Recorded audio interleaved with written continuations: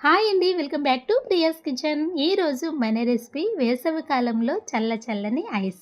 Popeye, సబ్జా గింజలు ఈ రెండిటి కాంబినేషన్‌లో ఇలా ఐస్ చేసి చూడండి.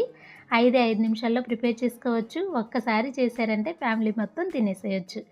దీనికోసం ఒక బౌల్ తీసుకుని అందులోకి 2, 3 టేబుల్ స్పూన్ల వరకు సబ్జా గింజలు యాడ్ చేయాలి.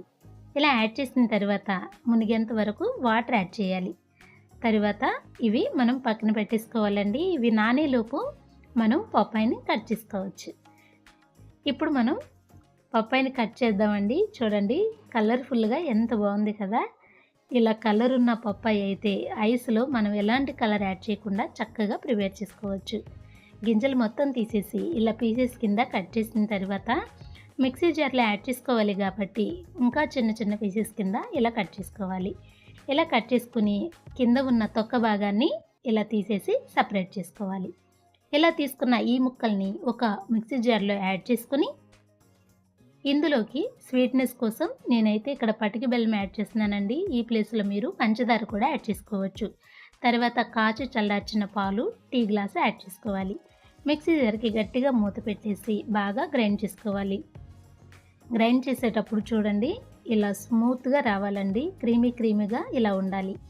ఇప్పుడు మనం సబ్జా గింజలు చూద్దాం. సబ్జా గింజలు కూడా చక్కగా నానిపోయినాయి కదా. ఇప్పుడు ఐస్ మౌల్డ్ తీసుకుని అందులోకి 2, 3 టేబుల్ స్పూన్ల వరకు సబ్జా గింజలు ఇలా అన్నిట్లోనే యాడ్ చేయాలి. తర్వాత మనం గ్రైండ్ చేసుకున్నాం కదా పప్పాయి, ఆ పప్పాయి కూడా ఇలా చక్కగా అన్నిట్లోనూ నింపేయాలి. నింపిన తర్వాత అన్నిటికీ ఇలా మూతలు పెట్టేసి ఒక్కసారి దీన్ని ఇలా బీట్ చేయాలి. ఇలా 2, 3 సార్లు చేయండి. ఇలా చేయటం వల్ల ఐసులు ఎక్కడ ఖాళీ లేకుండా చక్కగా వస్తాయి. తర్వాత ఒక 5-6 గంటల సేపు అయినా డీప్ ఫ్రిడ్జ్లో పెట్టాలి. డీప్ ఫ్రిడ్జ్లో నుండి తీసిన తర్వాత ఇలా వాటర్లో జస్ట్ 3-4 సెకండ్స్ అట్లా ఉంచి తీసేయాలి. చూడండి తీస్తే ఐస్ ఇలా వస్తుంది. ఎక్కడ కూడా చక్కగా గ్యాపులు లేకుండా చాలా బాగా వస్తుంది. టేస్ట్ అయితే చాలా బాగుంటుందండి. ఈ ఐస్లను చూస్తుంటే మన చిన్నతనంలో పుల్ల ఐస్ వచ్చేది కదా సబ్జా గింజలతో. ఐస్ ఎవరికైనా గుర్తొస్తే కామెంట్ చేయండి. ఎంతో టేస్టీగా హెల్తీగా మన ఇంటిలో ఇలా ప్రిపేర్ చేయొచ్చు. పిల్లలు ఉదయం స్కూల్కి వెళ్ళారంటే వచ్చేలోపు మీరు రెడీ చేసి ఉంచవచ్చు. నేనైతే ఇక్కడ ఒక ఐస్ తిని మీకు చూపిస్తున్నా చూడండి.